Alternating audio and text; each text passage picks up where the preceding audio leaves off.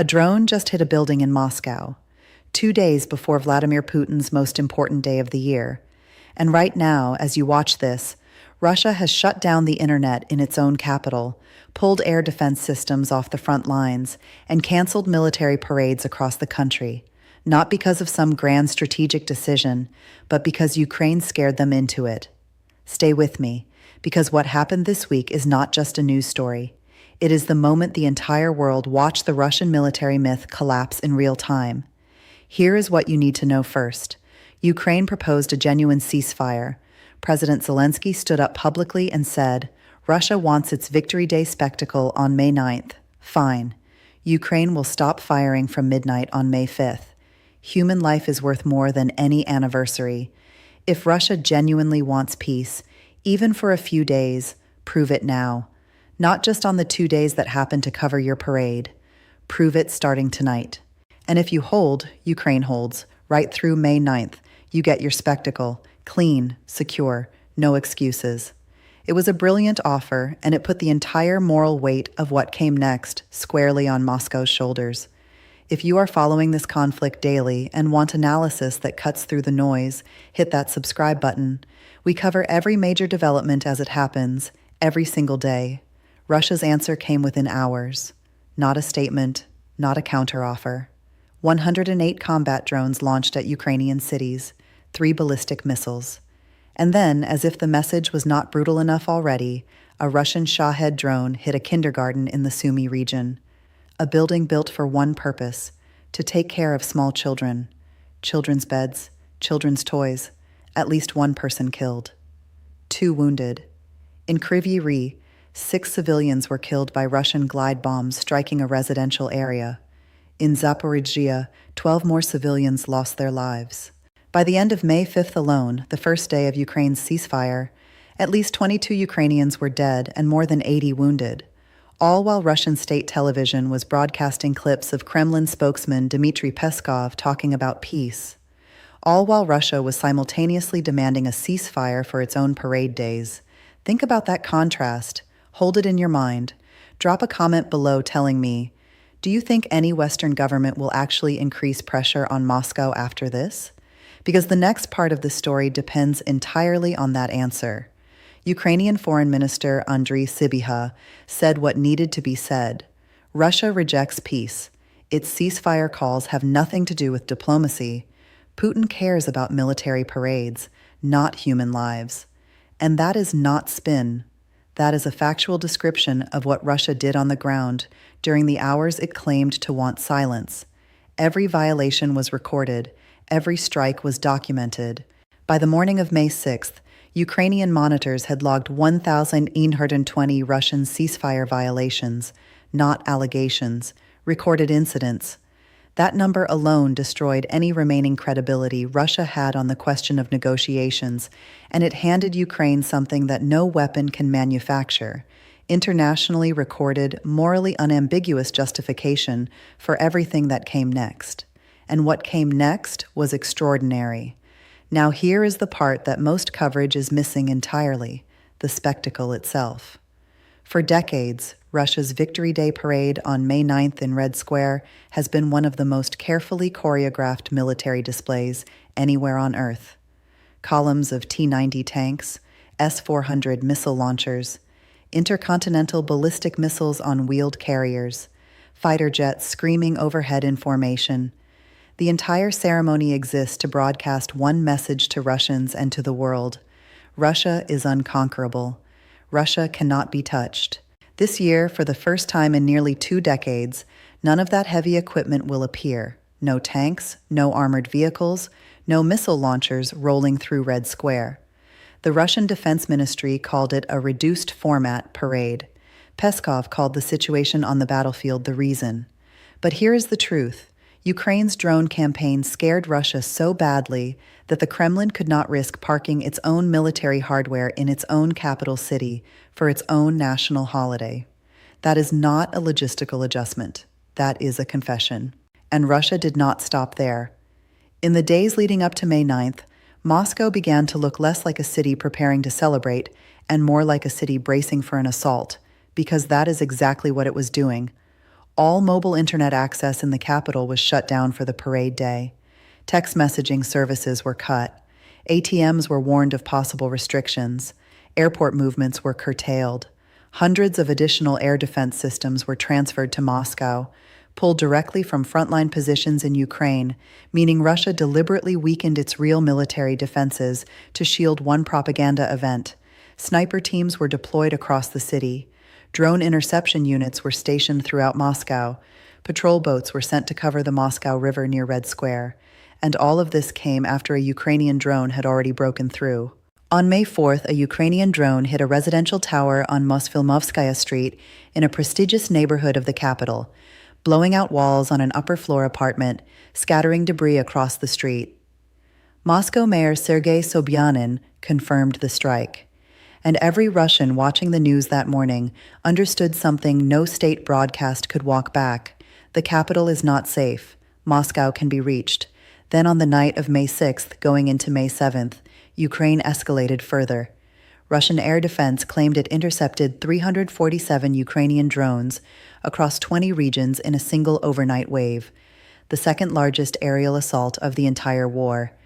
Ukraine also struck the NVO production and logistics complex near Naro-Fominsk, southwest of Moscow, a defense ministry facility responsible for the automated distribution of military supplies to Russian armed forces.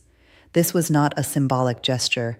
This was a precision strike against Russia's military supply backbone, timed for maximum psychological impact 48 hours before the Kremlin's biggest propaganda event of the year. And Ukraine's drone capability is not static.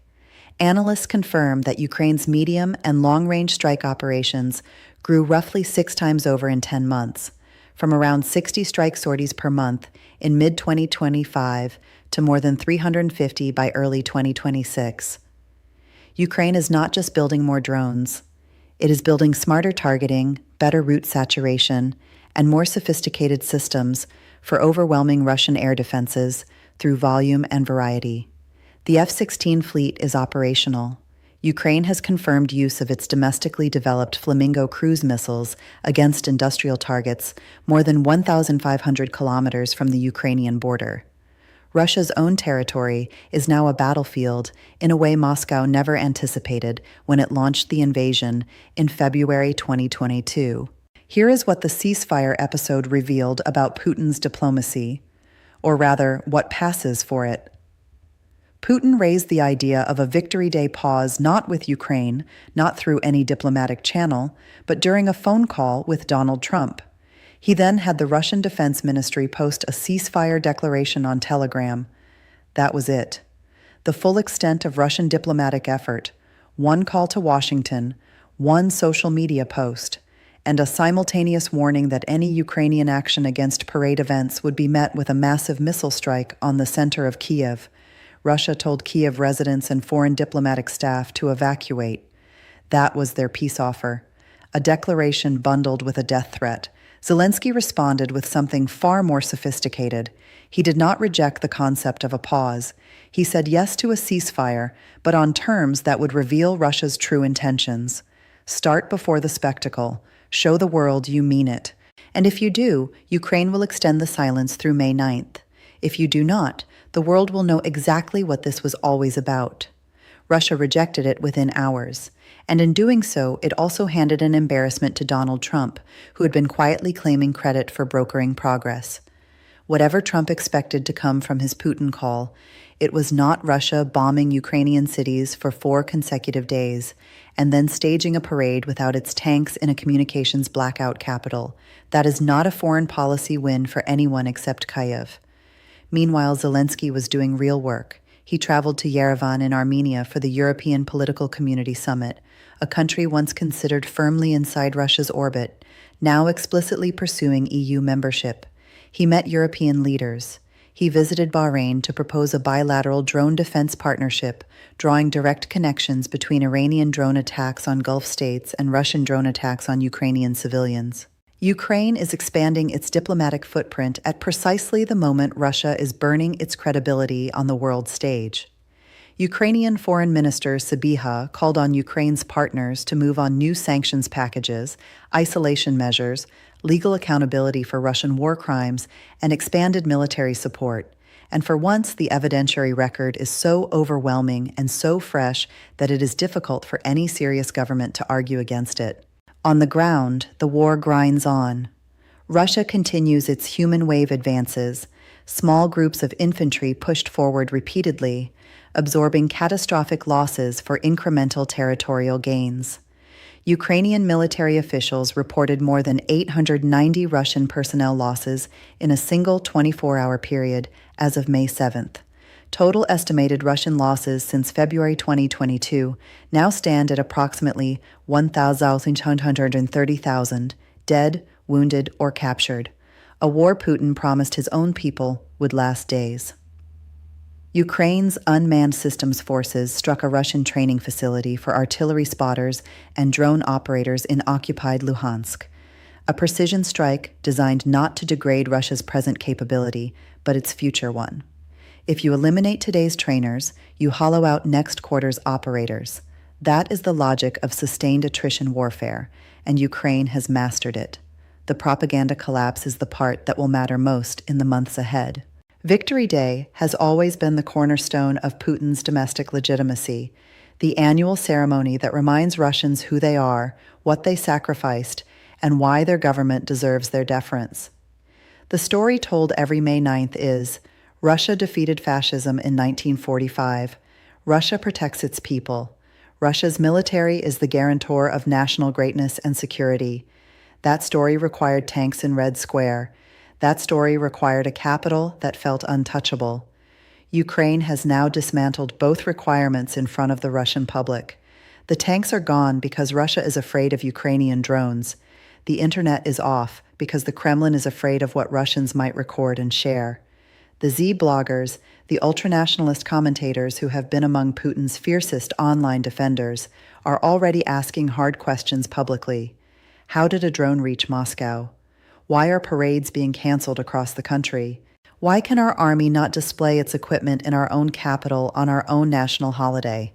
Those questions do not disappear after May 9th. They compound, they spread, they find new audiences with every strike that gets through. Russia's global credibility is contracting on every front. In Mali, Wagner-backed forces are retreating from positions they promised to hold as Tuareg rebel groups recapture cities. The Sahel stabilization mission that Russia sold as proof of its reliability as a security partner has quietly collapsed. Countries that once looked to Moscow are reassessing. Armenia, a former Russian treaty ally, is now applying for EU membership.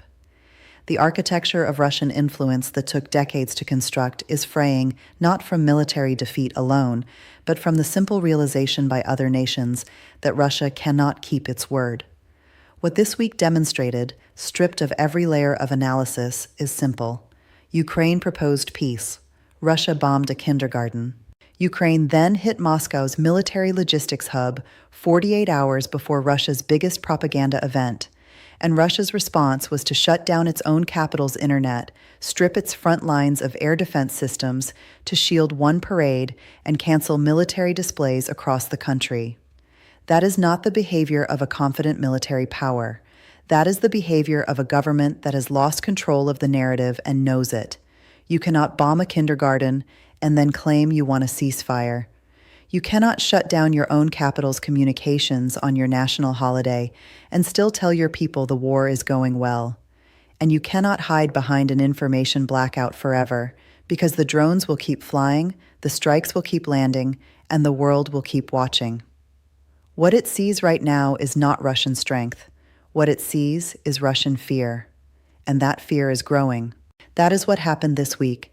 And the next 72 hours will tell us whether Ukraine's partners finally treat this moment as the turning point it is, or let it pass without consequence. What do you think they will do?